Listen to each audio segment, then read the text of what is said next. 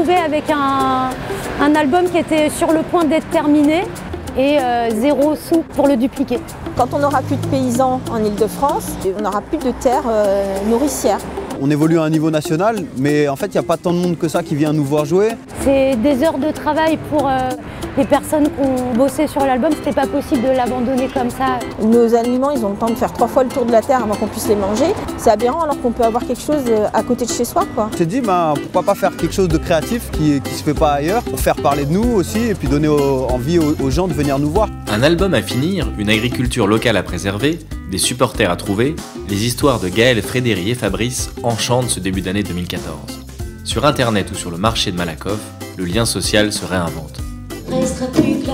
Grâce aux réseaux sociaux et par le biais d'un site de financement participatif, Gaël Vigneault a obtenu les 3 000 € qui lui manquaient pour finir son 3e album. Une démarche nouvelle de production collaborative qui n'allait pourtant pas d'elle-même. Je l'ai fait dans l'urgence et un peu gênée de faire ce que je faisais, c'était demander de l'aide, quoi.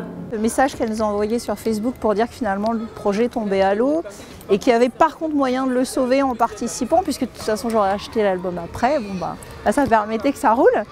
Le retour, il est plein d'énergie positive et de choses positives. Alors que c'est vrai que la démarche, elle était un peu douloureuse pour moi. C'est génial de pouvoir donner vraiment aux artistes un vrai pouvoir et que ça passe pas par toujours l'extérieur ou par des grosses maisons de disques.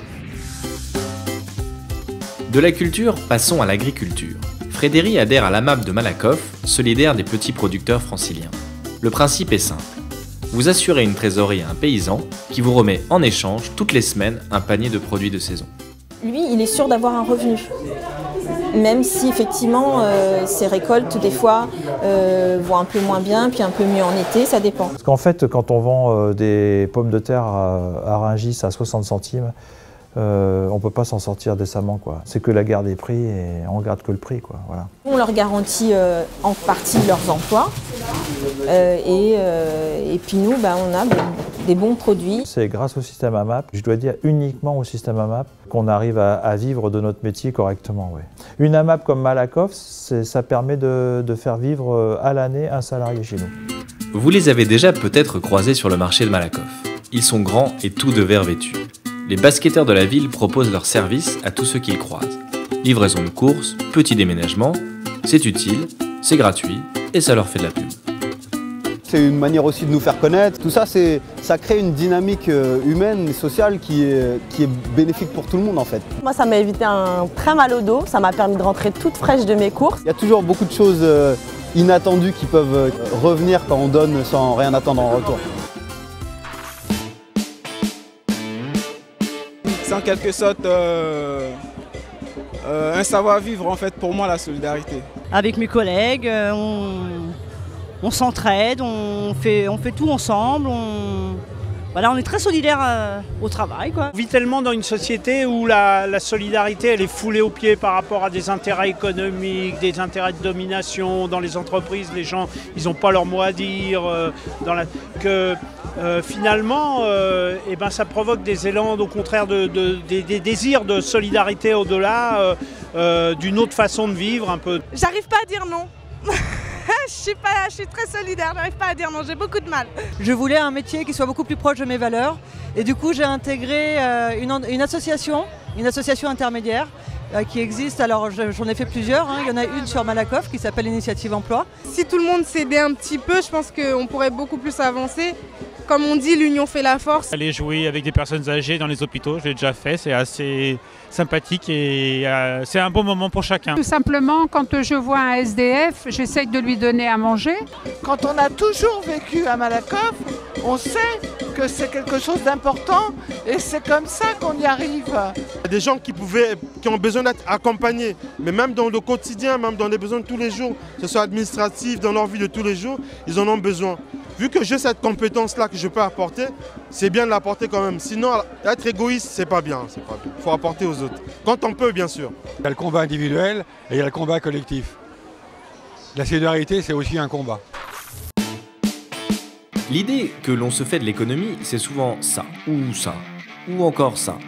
À Malakoff, nous avons trouvé une entreprise, un commerce et une association qui sont bien loin de ces clichés. Oui, une autre voie est possible pour l'économie. Nous sommes d'abord allés voir Euroscope, qui est une société coopérative spécialisée en téléphonie. L'entreprise, qui emploie 8 salariés, a été lauréate de l'appel à projet Initiative d'entrepreneuriat social, lancé par Sud de Seine en 2013.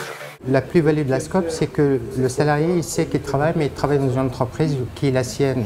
Même un jeune qu'on prend en contre-emploi d'avenir, il peut devenir associé par la suite. Dans une SCOP, les salariés sont associés majoritaires et détiennent au moins 51% du capital social et 65% des droits de vote. Le dirigeant y est élu par les salariés associés. C'est une entreprise qui doit atteindre ses objectifs, qui doit avoir un équilibre financier, mais la finalité, c'est de créer des emplois pérennes et d'avoir cette notion de partage. Nous sommes ensuite allés chez Sophie, qui, pendant le mois de décembre 2013, a fait de son magasin un endroit de collecte pour les associations de Malakoff Habitat Terre, Estime, le Secours catholique, les Petits Frères des Pauvres, le Secours populaire et la Compagnie des Contraires. Chaque association a quelque chose, c'est-à-dire il y en a certains que c'est des dons, il y en a d'autres que c'est de la nourriture. Sophie a également reversé 5% de son chiffre d'affaires du mois de décembre à ces mêmes associations. Les commerces sont dans un forcing au niveau achat, une rentabilité, aller vite, vite, vite à la chaîne, mais les gens, ils ont besoin de plus d'attention, qu'on s'intéresse à eux et pas qu'on soit un numéro. Nous avons terminé notre enquête sur cette autre économie au 32 rue Étienne Dolé, où il y a maintenant l'atelier Zinzolin. Un lieu créé par l'association Les Amis qui est dédié à la mise en commun des idées et des savoir-faire. L'idée, c'est de mettre à disposition ce lieu, soit pour l'utiliser en tant que tel, c'est-à-dire faire des ateliers, répéter des choses, faire un travail quelconque, soit venir ici avec un projet autour de ce qui nous réunit, c'est-à-dire les initiatives solidaires. Tous les 20 de chaque mois à 20h, l'atelier Zinzolin propose un débat ouvert à tous et en entrée libre. N'importe qui connaît ce lieu, qui a envie d'y faire quelque chose, s'il a une bonne idée, on peut lui trouver des gens, d'autres idées, des moyens de trouver des subs, d'essayer d'avancer, voilà, chercher ensemble.